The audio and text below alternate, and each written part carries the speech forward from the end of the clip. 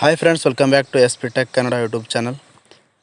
Friends, ಈ ಒಂದು ವಿಡಿಯೋದಲ್ಲಿ ಏನು ತಿಳಿಸ್ಕೊಡ್ತಾ ಇದ್ದೀನಿ ಅಂತಂದರೆ, ಒಂದು ಪ್ರಧಾನಮಂತ್ರಿ ಶ್ರಮಯೋಗಿ ಮಾನ್ಧನ್ ಯೋಜನೆ ಒಂದು ಕಾರ್ಡ ಮತ್ತು ಈ ಶ್ರಮ್ ಕಾರ್ಡ್ ಬಗ್ಗೆ ಒಂದು ಮಾಹಿತಿನ ತಿಳಿಸ್ಕೊಡ್ತಾ ಇದ್ದೀನಿ.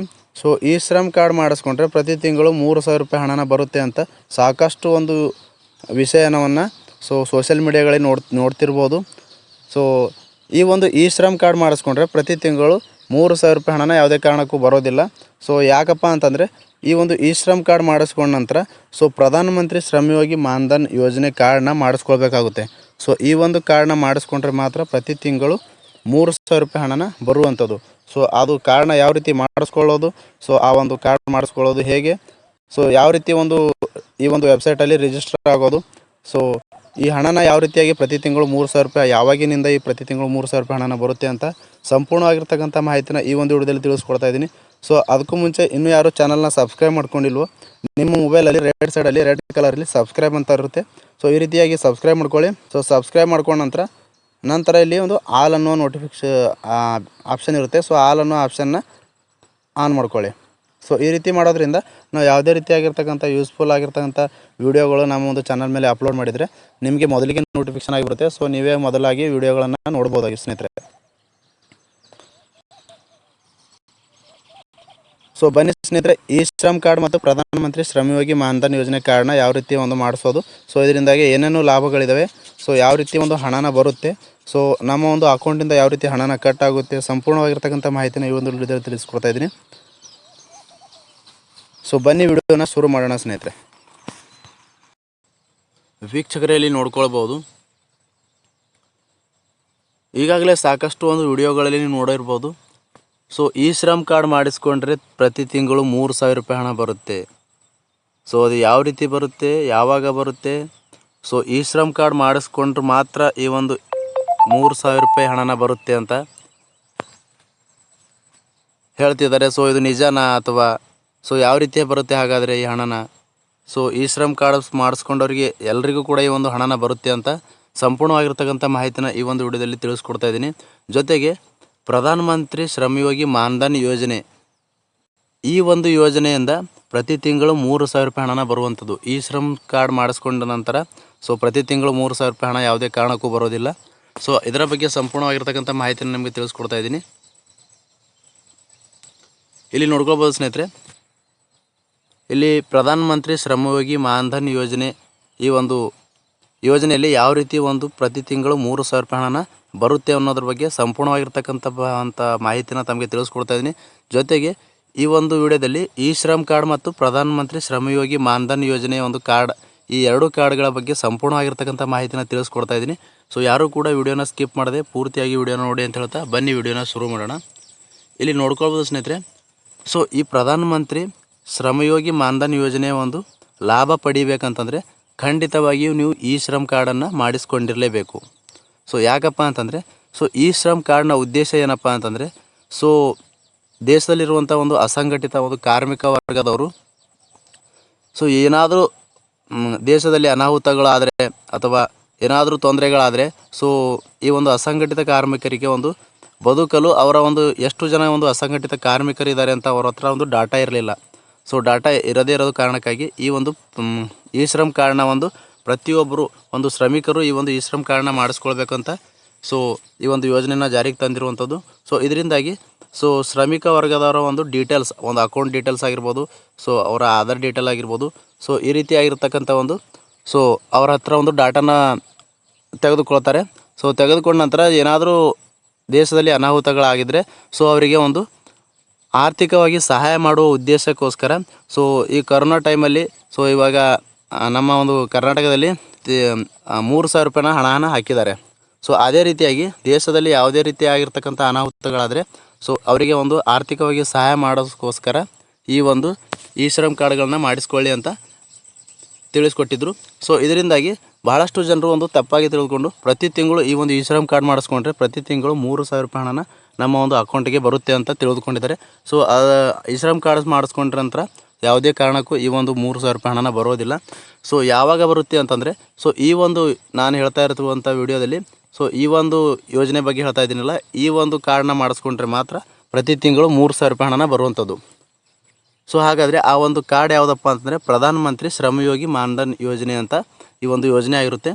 ಸೊ ಈ ಒಂದು ಯೋಜನೆಯಲ್ಲಿ ನೀವು ರಿಜಿಸ್ಟರ್ ಮಾಡ್ಕೊಂಡ ನಂತರ ಸೊ ನಿಮಗೆ ಪ್ರತಿ ತಿಂಗಳು 3,000 ರೂಪಾಯಿ ಹಣನ ಬರುವಂಥದ್ದು. ಸೊ ಅದು ಯಾವ ರೀತಿ ಬರುತ್ತೆ, ಯಾವಾಗ ಬರುತ್ತೆ, ಸೊ ನಾವು ಅದು ಶ್ರಮಯೋಗಿ ಮತ್ತು ಮಾನ್ಧನ್ ಯೋಜನೆಗೆ ಯಾವ ರೀತಿ ಅರ್ಜಿ ಸಲ್ಲಿಸೋದು ಅಂತ ಸಂಪೂರ್ಣವಾಗಿರ್ತಕ್ಕಂಥ ಮಾಹಿತಿಯನ್ನು ತಿಳಿಸ್ಕೊಡ್ತೀನಿ. ಇಲ್ಲಿ ನೋಡ್ಕೊಳ್ಬೋದು, ಪಿಂಚಣಿ ಯೋಜನೆ, ಪ್ರಧಾನಮಂತ್ರಿ ಶ್ರಮಯೋಗಿ ಮಾನ್ಧನ್ ಯೋಜನೆ, ಪ್ರಧಾನಮಂತ್ರಿ ಶ್ರಮಯೋಗಿ ಮಾನ್ಧನ್ ಯೋಜನೆ ಪಿಂಚಣಿ 60 ವರ್ಷಗಳ ನಂತರ ನೀವು ಪ್ರಧಾನಮಂತ್ರಿ ಶ್ರಮಯೋಗಿ ಮಾನ್ಧನ್ ಯೋಜನೆಯಲ್ಲಿ ₹2 ರೂಪಾಯಿಗಿಂತ ಕಡಿಮೆ ದೈನಂದಿನ ಹೂಡಿಕೆಯೊಂದಿಗೆ ಮಾಸಿಕವಾಗಿ 3,000 ರೂಪಾಯಿ ಪಿಂಚಣಿ ಪಡೆಯಬಹುದು. ಅಂದರೆ ಸ್ನೇಹಿತರೆ, ಸೊ ನಿಮಗೆ ಈ ಒಂದು ಪ್ರಧಾನಮಂತ್ರಿ ಮಾನ್ಧನ್ ಯೋಜನೆಯಲ್ಲಿ ಒಂದು ರಿಜಿಸ್ಟರ್ ಮಾಡ್ಕೊಂಡ್ರಿ ಅಂತಂದರೆ ಸೊ ಅವರಿಗೆ ಪ್ರತಿ ತಿಂಗಳು 3,000 ರೂಪಾಯಿ ಹಣನ ಕೊಡ್ತಾರೆ. ಸೊ ಅದು ಯಾವಾಗ ಕೊಡ್ತಾರೆ ಅಂದರೆ 60 ವರ್ಷಗಳ ಆದ ನಂತರ. ಸೊ 60 ವರ್ಷಗಳ ಆದ ನಂತರ ಅಂದರೆ ನಿಮಗೆ ಪ್ರತಿದಿನ ₹2 ರೂಪಾಯಿಗಿಂತ ಕಡಿಮೆ ಒಂದು ಹಣನ ನೀವು ಪ್ರತಿದಿನ ಕಟ್ಟಬೇಕಾಗುತ್ತೆ ಅಂತ ಮಾಹಿತಿನ ತಿಳಿಸಿದ್ದಾರೆ. ಸೊ ಅಂತಂದರೆ ನೀವು ಪ್ರತಿ ತಿಂಗಳು 60 ವರ್ಷ ಒಂದು ಆಗೋವರೆಗೆ ಪ್ರತಿ ತಿಂಗಳು ನೀವು ನಿಮ್ಮ ಒಂದು ಅಕೌಂಟಿಂದ ಹಣನ ಕಟ್ಟಾಗುತ್ತೆ. ಆ ಒಂದು ನಿಮ್ಮ ಅಕೌಂಟಿಂದ ಎಷ್ಟು ಹಣ ಕಟ್ಟಾಗುತ್ತೆ ಅದೇ ರೀತಿಯಾಗಿ ಕೇಂದ್ರ ಸರ್ಕಾರದವರು ಕೂಡ ಅಷ್ಟು ಹಣನ ಹಾಕ್ತಾರೆ. ಸೊ ಎರಡೂ ಹಣನ ನಿಮ್ಮ ಒಂದು ಪ್ರಧಾನಮಂತ್ರಿ ಶ್ರಮಯೋಗಿ ಮಾನ್ಧನ್ ಒಂದು ಖಾತೆಯಲ್ಲಿ ಜಮಾ ಆಗುವಂಥದ್ದು. ಸೊ ಇಲ್ಲಿ ನೋಡ್ಕೊಳ್ಬೋದು, ಪ್ರಧಾನಮಂತ್ರಿ ಶ್ರಮಯೋಗಿ ಮಾನ್ಧನ್ ಯೋಜನೆಯಲ್ಲಿ ದಿನಕ್ಕೆ ₹2ಕ್ಕಿಂತ ಕಡಿಮೆ ಹೂಡಿಕೆ ಮಾಡುವ ಮೂಲಕ ನೀವು 60 ವರ್ಷಗಳ ನಂತರ ತಿಂಗಳಿಗೆ ₹3,000 ಪಿಂಚಣಿ ಪಡೆಯಬಹುದು ಅಂತ ತಿಳಿಸ್ಕೊಟ್ಟಿದ್ದಾರೆ. ಸೊ ಈ ಒಂದು ಯೋಜನೆಯಲ್ಲಿ ನೀವು ದಿನಕ್ಕೆ ₹2ಕ್ಕಿಂತ ಕಡಿಮೆ ಒಂದು ಹಣನ ನಿಮ್ಮ ಒಂದು ಅಕೌಂಟಿಂದ ಕಟ್ಟಾಗುವಂಥದ್ದು. ಅಂದರೆ ತಿಂಗಳ ಒಂದು ಮಾಸಿಕವಾಗಿ ಕಟ್ಟಾಗುತ್ತೆ. ಅದನ್ನು ದಿನದ ರೂಪಕ್ಕೆ ಒಂದು ಕನ್ವರ್ಟ್ ಮಾಡಿದಾಗ ಸೊ ₹2ಕ್ಕಿಂತ ಕಡಿಮೆ ಒಂದು ದಿನಕ್ಕೆ ನಿಮ್ಮ ಒಂದು ಅಕೌಂಟಿಂದ ಕಟ್ಟಾಗುವಂಥದ್ದು.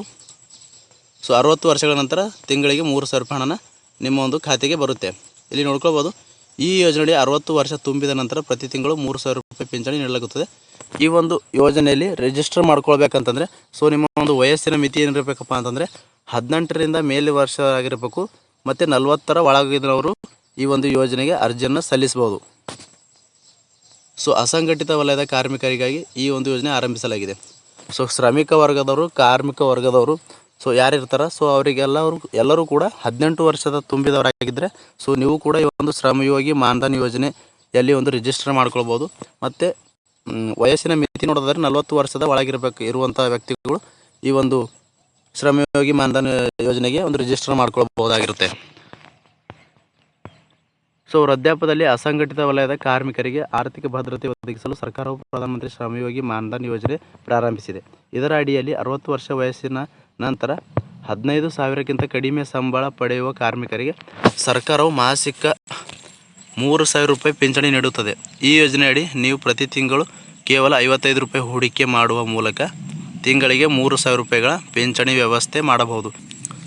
ಸೊ ಇಲ್ಲಿ ನೋಡ್ಕೊಳ್ಬೋದು, ಸೊ ಯಾರೆಲ್ಲ ಒಂದು ಶ್ರಮಿಕರಿರ್ತಾರೆ ಸೊ ಅವರಿಗೆ ತಿಂಗಳಿಗೆ ₹15,000ಕ್ಕಿಂತ ಕಡಿಮೆ ಸಂಬಳ ಇರಬೇಕಂತೆ. ಸೊ ಅವರು ಪ್ರತಿ ತಿಂಗಳು ನಿಮ್ಮದೇನಾದರೂ 18 ವಯಸ್ಸಾಗಿದ್ದರೆ ನಿಮ್ಮ ಒಂದು ಅಕೌಂಟಿಂದ ₹55 ಕಟ್ ಮಾಡ್ಕೊಳ್ತಾರೆ. ಜೊತೆಗೆ ಕೇಂದ್ರ ಸರ್ಕಾರದಿಂದ ₹55 ಆ್ಯಡ್ ಆಗುತ್ತೆ.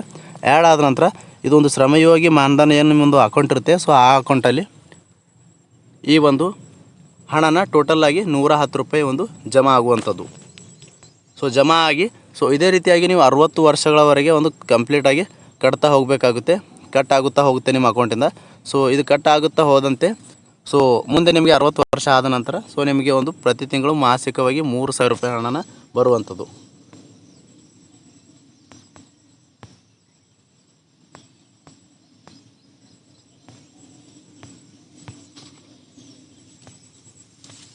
ಇಲ್ಲಿ ನೋಡ್ಕೊಳ್ಬೋದು.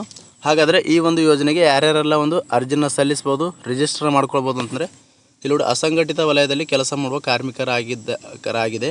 ಇವರಲ್ಲಿ ಮನೆ ಕೆಲಸಗಾರರು, ಬೀದಿ ವ್ಯಾಪಾರಿಗಳು, ಚಾಲಕರು, ಪ್ಲಂಬರ್ಗಳು, ಟೈಲರ್ಗಳು, ಮಧ್ಯಾಹ್ನದ ಊಟದ ಕೆಲಸಗಾರರು, ರಿಕ್ಷಾ ಚಾಲಕರು, ಕಟ್ಟಡ ಕಾರ್ಮಿಕರು, ಕಸ ಸಂಗ್ರಹಿಸುವವರು, ಬೀಡಿ ತಯಾರಕರು, ಕೈಮಗ್ಗ ಕೃಷಿ ಕಾರ್ಮಿಕರು, ಚಮ್ಮಾರರು, ತೊಳೆಯುವರು, ಚರ್ಮ ಕಾರ್ಮಿಕರು ಸೇರಿದ್ದಾರೆ. ಇದೇ ರೀತಿಯಾಗಿ ಹಲವಾರು ಒಂದು ವರ್ಗದವರು ಈ ಒಂದು ಯೋಜನೆಗೆ ಅರ್ಜಿಗಳನ್ನು ಸಲ್ಲಿಸಬಹುದಾಗಿರುತ್ತೆ. ಇಲ್ಲಿ ನೋಡ್ಕೊಳ್ಬೋದು, ಯಾರೆಲ್ಲ ESI ಮತ್ತು PF ಅನ್ನು ತಗೊಳ್ತಾ ಇರ್ತಾರೆ, ಸೊ ಅಂಥವ್ರು ಮಾತ್ರ ಈ ಒಂದು ಮತ್ತು ಗೌರ್ಮೆಂಟ್ ಜಾಬಲ್ಲಿ ಇರುವಂಥವ್ರು ಈ ಒಂದು ಶ್ರಮಯೋಗಿ ಮಾನ್ಧನ್ ಯೋಜನೆಗೆ ಒಂದು ರಿಜಿಸ್ಟರ್ ಮಾಡ್ಕೊಳ್ಳೋಕ್ಕೆ ಅವಕಾಶನ ಕೊಟ್ಟಿಲ್ಲ. ಇಲ್ಲಿ ನೋಡ್ಕೊಳ್ಬೋದು ಸ್ನೇಹಿತರೆ. ಸೊ ಯಾರಾದರೂ ಒಂದು 10 ವರ್ಷಗಳವರೆಗೆ ಈ ಒಂದು ಯೋಜನೆಯಲ್ಲಿ ಹಣನ ಕಟ್ಟಿ ಏನಾದರೂ ಆಕಸ್ಮಿಕವಾಗಿ ಮರಣ ಹೊಂದಿದರೆ, ಸೊ ಅಂಥವರ ಒಂದು ಅವಲಂಬಿತರು ಯಾರು ಒಂದು ನಾಮಿನಿ ಇರ್ತಾರೆ, ಸೊ ಅಂಥವರಿಗೆ ಈ ಒಂದು ಹಣನ ಅವರು ಕಟ್ಟಿರುವಂಥ ಹಣನ ಜೊತೆಗೆ ಬಡ್ಡಿಯನ್ನು ಸೇರಿಸಿ ಆ ಒಂದು ಹಣನ ನಾಮಿನಿಗೆ ಒಂದು ಮರುಪಾವತಿ ಮಾಡ್ತಾರೆ ಅಂತ ತಿಳಿಸಿಕೊಟ್ಟಿದ್ದಾರೆ.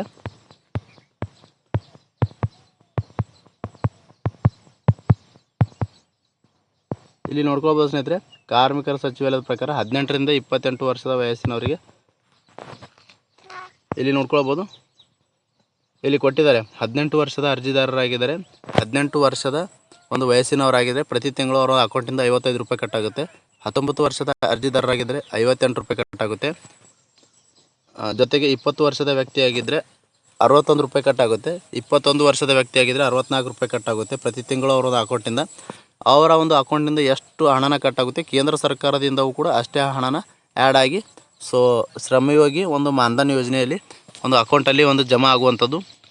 ಸೊ ಇದೇ ರೀತಿಯಾಗಿ ಇಲ್ಲಿ ನೋಡ್ಕೊಳ್ಬೋದು, ವಯಸ್ಸಿನ ಮಿತಿ ಕೂಡ ವಯಸ್ಸಿಗೆ ಅನುಗುಣವಾಗಿ ಒಂದು ಅಮೌಂಟ್ನ ಕಟ್ಟಬೇಕಾಗುತ್ತೆ. ಇಲ್ಲಿ ನೋಡ್ಕೊಳ್ಬೋದು ಕೊನೆಯದಾಗಿ 40 ವರ್ಷ ವಯಸ್ಸಿನ ಅರ್ಜಿದಾರರು 29 ವರ್ಷ ವಯಸ್ಸಿನ ಅರ್ಜಿದಾರರಿಗೆ ತಿಂಗಳಿಗೆ 100 ರೂಪಾಯಿ ಕಟ್ಟಬೇಕಾಗುತ್ತೆ. 29 ವಯಸ್ಸಿನವರು ತಿಂಗಳಿಗೆ 100 ರೂಪಾಯಿನ ಕಟ್ಟಬೇಕಾಗುತ್ತೆ. ಇಲ್ಲಿ ನೋಡ್ಕೊಳ್ಬೋದು, ಇದೇ ರೀತಿಯಾಗಿ ಟೋಟಲ್ ಆಗಿ ಕೊಟ್ಟಿದ್ದಾರೆ. ಜೊತೆಗೆ ಕೊನೆಯದಾಗಿ ನೋಡ್ಕೊಳ್ಳೋದು, ನಿಮ್ಮ ವಯಸ್ಸು 40 ವರ್ಷವಾಗಿದ್ದರೆ ಈ ಯೋಜನೆಯ ಲಾಭ ಪಡೆಯಲು ನೀವು ಅರ್ಜಿ ಸಲ್ಲಿಸ್ಬೋದು. ನೀವು ಪ್ರತಿ ತಿಂಗಳು 200 ರೂಪಾಯಿನ ಕಟ್ಟಬೇಕಾಗುತ್ತೆ ಈ ಒಂದು ಯೋಜನೆಯಲ್ಲಿ. ಸೊ ನಿಮ್ಮ ಒಂದು ವಯಸ್ಸು 40 ವಯಸ್ಸಾಗಿದ್ದರೆ ಸೊ ನಿಮ್ಮ ಒಂದು ಅಕೌಂಟಿಂದ ಪ್ರತಿ ತಿಂಗಳು 200 ರೂಪಾಯಿ ಕಟ್ಟಾಗುತ್ತೆ. ಜೊತೆಗೆ ಕೇಂದ್ರ ಸರ್ಕಾರದಿಂದ 200 ರೂಪಾಯಿ ಆ್ಯಡ್ ಆಗಿ ಟೋಟಲ್ ಆಗಿ ನಿಮ್ಮ ಒಂದು ಪ್ರಧಾನಮಂತ್ರಿ ಶ್ರಮಯೋಗಿ ಮಾನ್ಧನ್ ಒಂದು ಅಕೌಂಟಲ್ಲಿ 400 ರೂಪಾಯಿ ಜಮಾ ಆಗುವಂಥದ್ದು. ಇದೇ ರೀತಿಯಾಗಿ ಜಮಾ ಆಗಿ ನಿಮಗೆ ಕೊನೆಗೆ 60 ವರ್ಷ ಆದ ನಂತರ ಈ ಒಂದು ಹಣನ ನಿಮಗೆ ಪಿಂಚಣಿ ರೂಪದಲ್ಲಿ ಬರುವಂಥದ್ದು.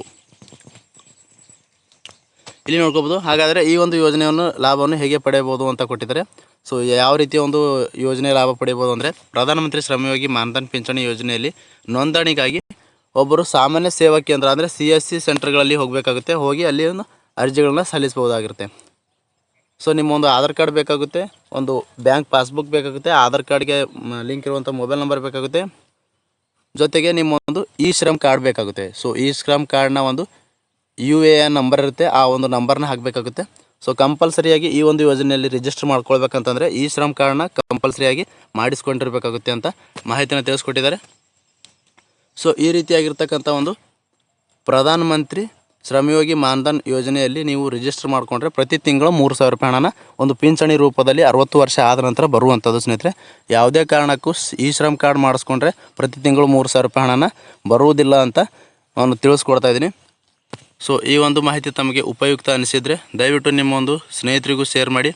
ಹಾಗೆ ಈ ಒಂದು ವಿಡಿಯೋನ ಪ್ರಾರಂಭದಿಂದ ಕೊನೆಯವರೆಗೆ ನೋಡಿದ್ದಕ್ಕಾಗಿ ತಮ್ಮೆಲ್ಲರಿಗೂ ಮತ್ತೊಮ್ಮೆ ಹೃದಯಪೂರ್ವಕ ಧನ್ಯವಾದಗಳು ಸ್ನೇಹಿತರೆ. ಮುಂದೆಯೂ ಕೂಡ ಸ್ನೇಹಿತರೆ ಇದೇ ರೀತಿಯಾಗಿರ್ತಕ್ಕಂಥ ಯೂಸ್ಫುಲ್ ಆಗಿರ್ತಕ್ಕಂಥ ವಿಡಿಯೋಗಳು ಕಂಟೆಂಟ್ಗಳು ನಮ್ಮ ಒಂದು ಯೂಟ್ಯೂಬ್ ಚಾನಲ್ ಮೇಲೆ ಬರ್ತಾ ಇರ್ತವೆ. ಸೊ ಅದಕ್ಕಾಗಿ ಇನ್ನೂ ಯಾರೂ ನಮ್ಮ ಚಾನಲ್ನ ಸಬ್ಸ್ಕ್ರೈಬ್ ಮಾಡ್ಕೊಂಡಿಲ್ವೋ ದಯವಿಟ್ಟು ಸಬ್ಸ್ಕ್ರೈಬ್ ಮಾಡ್ಕೊಳ್ಳಿ. ಸೊ ಇದರಿಂದಾಗಿ ಮುಂದೆಯೂ ಕೂಡ ನಿಮಗೆ ಉಪಯುಕ್ತವಾಗಿರ್ತಕ್ಕಂಥ ಮಾಹಿತಿಗಳು ಸಿಗುತ್ತವೆ ಅಂತ ಹೇಳ್ತಾ, ಸೊ ಮತ್ತೆ ಭೇಟಿ ಆಗ್ತಿರೋಣ ಸ್ನೇಹಿತರೆ. ಅಲ್ಲಿವರೆಗೂ ನಮಸ್ಕಾರ.